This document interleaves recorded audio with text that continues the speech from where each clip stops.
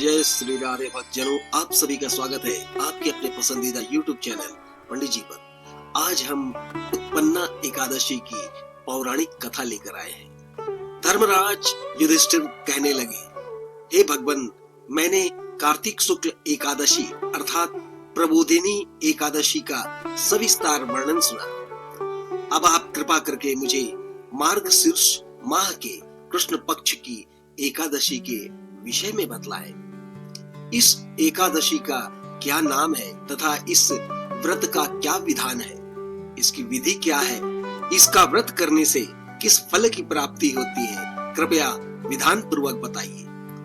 भगवान श्री कृष्ण बोले, मार्गशीर्ष माह के कृष्ण पक्ष में आने वाली इस एकादशी को उत्पन्ना एकादशी कहा जाता है। यह व्रत शंखोद्धार तीर्थ में स्नान करके भगवान के दर्शन करने से जो फल प्राप्त होता है उसके बराबर पुण्य मिलता है। तो आइए सुनते हैं उत्पन्ना एकादशी की व्रत कथा।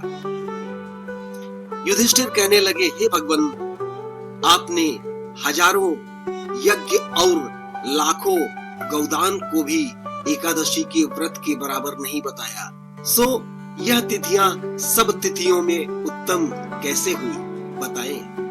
भगवान कहने लगे, युधिष्ठिर, सतयुग में मुर नामक दैत्य उत्पन्न हुआ। वह बड़ा बलवान और भयानक था। उस प्रचंड दैत्य ने इंद्र, आदित्य, वसु, वायु, अग्नि आदि सभी देवताओं को पराजित करके भगा दिया। तब इंद्र सहित सभी देवताओं ने भयभीत होकर भगवान शिव से सारा वृत्तांत कहा और बोले, हे कैलाशपति, मुर्दैत्य से भयभीत होकर सब देवता मृत्यु लोक में फिर रहे हैं। तब भगवान शिव ने कहा, हे देवताओं, तीनों लोकों के स्वामी, भक्तों के दुखों का नाश करने वाले भगवान विष्णु की शरण में जाओ, वे ही तुम्हारे दुखों को दूर कर सकते हैं। शिव जी के ऐसे वचन सुनकर सभी देवता क्षीर सागर में पहुंचे। वहां भगवान को शयन करते देखकर हाथ जोड़कर उनकी स्तुति करने लगे। देवताओं की रक्षा करने वाले मधुसूदन, आपको नमस्कार है, आप हमारी रक्षा करें। दैत्यों से भयभीत होकर हम सब आपकी शरण में आए हैं। आप इस संसार के कर्ता, माता पिता, उत्पत्ति और पालन करता और संहार करने वाले हैं। सबको शांति देने वाले हैं। आकाश और पाताल भी आप ही हैं। सबके पितामह ब्रह्मा, सूर्य, चंद्र, अग्नि, सामग्री, होम, आहुति, मंत्र, तंत्र, जप, यजमान, यज्ञ, कर्म, कर्ता, भोक्ता सभी आप ही हैं। प्रभु, आप सर्वव्यापक हैं। आपके सिवा तीनों लोकों में चर तथा अचर कुछ भी नहीं है। हे भगवान, दैत्यों ने हमको जीतकर स्वर्ग से भ्रष्ट कर दिया और हम सब देवता इधर उधर भाग रहे हैं। आप उन दैत्यों से हमारी रक्षा करें। इंद्र के ऐसे वचन सुनकर भगवान विष्णु कहने लगे, हे इंद्र, ऐसा मायावी दैत्य कौन है जिसने सब देवताओं को जीत लिया? उसका नाम क्या है? उसमें कितना बल है और किसके आश्रय में है तथा उसका स्थान कहाँ है? सब हमसे कहो। भगवान के ऐसे वचन सुनकर इंद्र बोले, भगवान, प्राचीन समय में एक नाड़ी जंग नामक राक्षस था। उसके महापराक्रमी और लोक विख्यात मुर नामक एक पुत्र पैदा हुआ। उसकी चंद्रावती नाम की नगरी है। उसी ने सब देवताओं को स्वर्ग से निकालकर वहां अपना अधिकार जमा लिया। उसने इंद्र, अग्नि, वरुण, यम, वायु, ईश, चंद्रमा, नैऋत्य आदि सभी स्थान पर अधिकार ग्रहण कर लिया है। सूर्य बनकर स्वयं ही प्रकाश करता है, स्वयं ही मेघ बन बैठा है और सबसे अजेय है। हे असुर निकंदन, उस दुष्ट को मारकर देवताओं को अजेय बनाइए। यह वचन सुनकर भगवान ने कहा, हे देवताओं, मैं शीघ्र ही उसका संहार करूंगा। तुम चंद्रावती नगरी जाओ।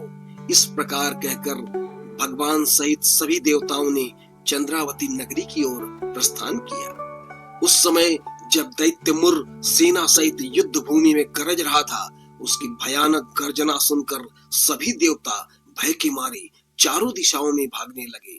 जब स्वयं भगवान रणभूमि में आए तो दैत्य उन पर भी अस्त्र शस्त्र आयुध लेकर दौड़े। भगवान ने उन्हें सर्प के समान अपने बाणों से बींध डाला। बहुत से दैत्य मारे गए, केवल मुर बचा रहा। वह अविचल भाव से भगवान के साथ युद्ध करता रहा। भगवान जो भी तीक्ष्ण बाण चलाते वह उसके लिए पुष्प सिद्ध होता। उसका शरीर छिन्न भिन्न हो गया, किंतु वह लगातार युद्ध करता रहा। दोनों के बीच मल्ल युद्ध भी हुआ। 10,000 वर्ष तक उनका युद्ध चलता रहा, किंतु मुर नहीं हारा। थककर भगवान बद्रिकाश्रम चले गए। वहां हेमवती नामक सुंदर गुफा थी। उसमें विश्राम करने के लिए भगवान उसके अंदर प्रवेश कर गए। वह गुफा 12 योजन लंबी थी और उसका एक ही द्वार था। विष्णु भगवान वहां योग निद्रा की गोद में सो गए। मुर भी पीछे पीछे आ गया और भगवान को सोया देखकर मारने को उद्यत हुआ। तभी भगवान के शरीर से उज्जवल कांतिमय रूप वाली देवी प्रकट हुई। देवी ने राक्षस मुर को ललकारा, युद्ध किया और उसे तत्काल मौत के घाट उतार दिया। श्री हरि जब योग निद्रा की गोद से उठे तो सब बातों को जानकर उस देवी से कहा कि आपका जन्म एकादशी के दिन हुआ है, अतः आप उत्पन्ना एकादशी के नाम से पूजित होंगे। आपके भक्त वही होंगे जो मेरे भक्त हैं। जय जय श्री राधे।